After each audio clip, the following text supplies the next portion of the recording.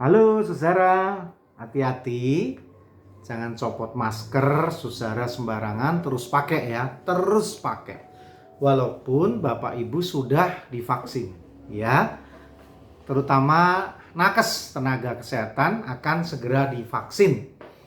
Lalu pekerja yang beresiko, terus setelah itu para lansia, baru nanti beberapa bulan ke depan semua akan mendapatkan vaksin. Ya, sambil menunggu tetap jaga kesehatan saudara. Cuci tangan, pakai masker, jaga jarak, menghindari kerumunan, dan kalau nggak perlu bepergian, nggak perlu bepergian.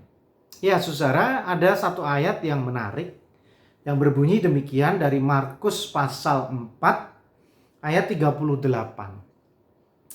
Pada waktu itu Yesus sedang tidur di buritan di sebuah tilam, maka murid-muridnya membangunkan dia dan berkata kepadanya, "Guru, engkau tidak peduli kalau kita binasa?" Markus 4 ayat 38. Nah, saudara, kata tidak peduli, guru, engkau tidak peduli kalau kita binasa? Ya, kata tidak peduli menggunakan bahasa Yunani milei. Ya, artinya tidak memperdulikan keadaan lingkungan, tidak menggubris, cuek, acuh, tidak mau tahu, bodoh amat. Orang Sunda bilang sebodoh teing. Ya, saudara. Kemudian ada kata yang berpadanan dengan itu, yaitu apatis. Apatis sama artinya itu, saudara, ya.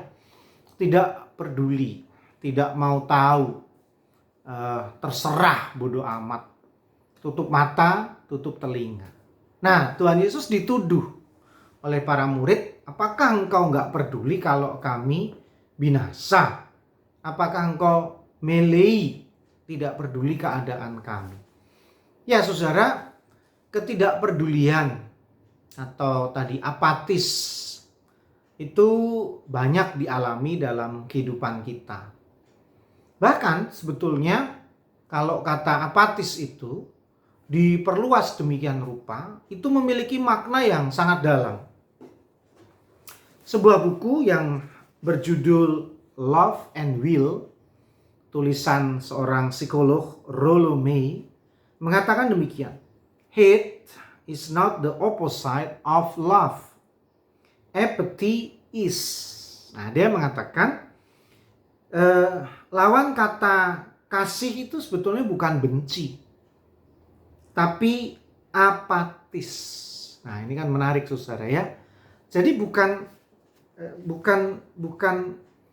benci itu lawannya adalah mengasihi, bukan saudara. Atau lawan kata dari kasih itu adalah benci.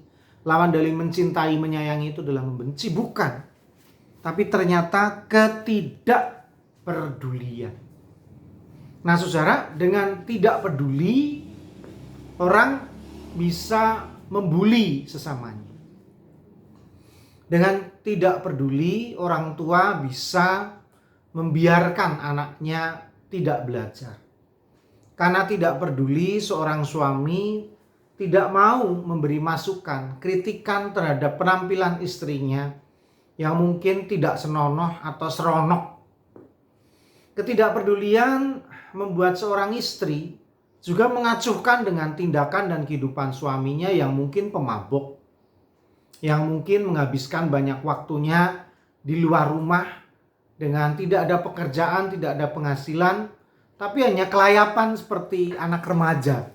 Padahal sudah punya keluarga, sudah punya anak, sudah punya istri. Dengan ketidakpedulian, gereja bisa dengan mudah akan hancur. Karena semua berpikir bahwa ya kan ada pendeta, ya kan ada penatua, ngapain kita ikut campur, ngapain kita ikut melayani. Nah, kita kan udah cukup bayar persembahan. Aduh, pemahaman tentang persembahannya begitu payah ya saudara. Sehingga berpikir bahwa itu adalah orang-orang bayaran, ya saya udah bayar ya layani saya. Nah, ketidakpedulian juga membuat negeri kita bisa hancur.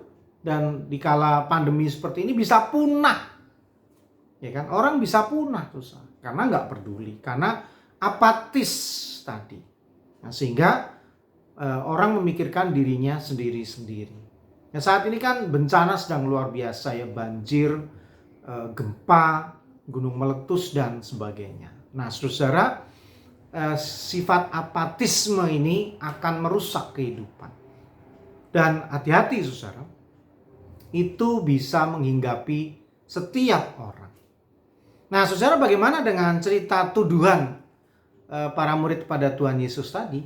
Ya, sekali lagi itu sebuah tuduhan, saudara ya. Kenapa Tuhan Yesus tidur nyenyak?